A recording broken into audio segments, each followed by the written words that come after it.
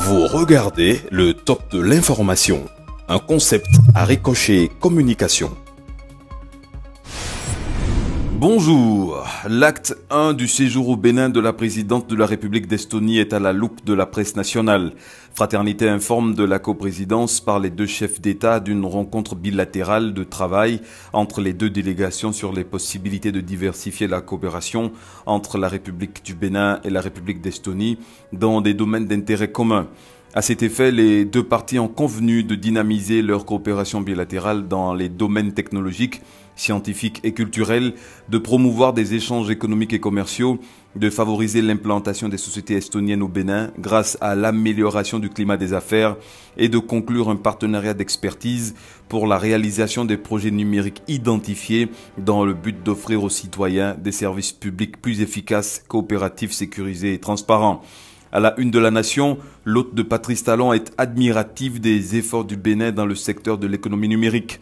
Impressionnée et agréablement surprise, la présidente de la République d'Estonie confie que ce qu'elle voit au Bénin est exactement ce qu'a fait son pays, l'Estonie, il y a 15 ans. Une appréciation qui conforte le gouvernement du Bénin dans sa volonté de transformer l'écosystème du numérique national.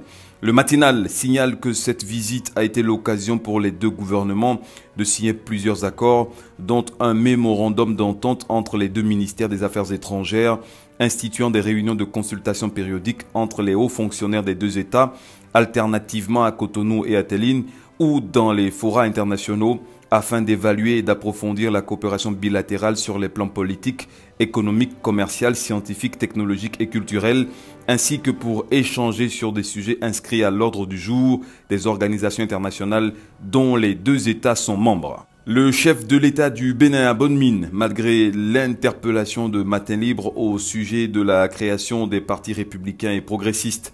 Contrairement à ses prédécesseurs, Patrice Talon n'aurait pas réussi à asseoir un seul bloc autour de lui, suscitant des inquiétudes et des polémiques.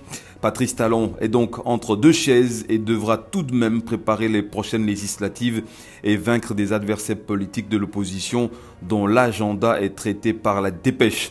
Des opposants qui feraient l'option d'une liste unique pour les législatives de 2019, signale le Béninois libéré. Malgré tout, une opposition qui ne rassure pas le député Guy Mitokwe. Sur l'arbre à palabre de l'événement précis, l'élu décrit une opposition désorganisée, inexistante, égoïste et qui refuse le sacrifice au lieu de profiter du climat de psychose instauré dans le pays par le chantre du nouveau départ.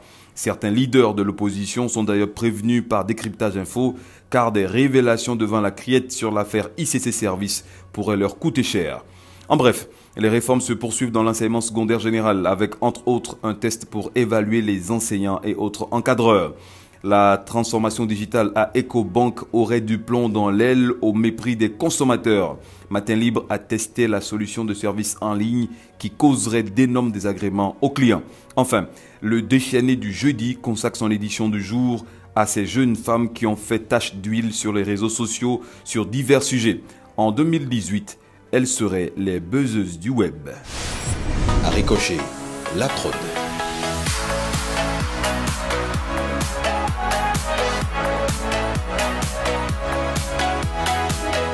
Vous êtes graphiste, vous êtes monteur, vous êtes ingénieur, vous êtes architecte. Vous avez des clients, vous avez des opportunités, mais pas de matériel pour travailler. Nous avons pour vous du matériel de dernière génération avec la dernière version de tous les logiciels.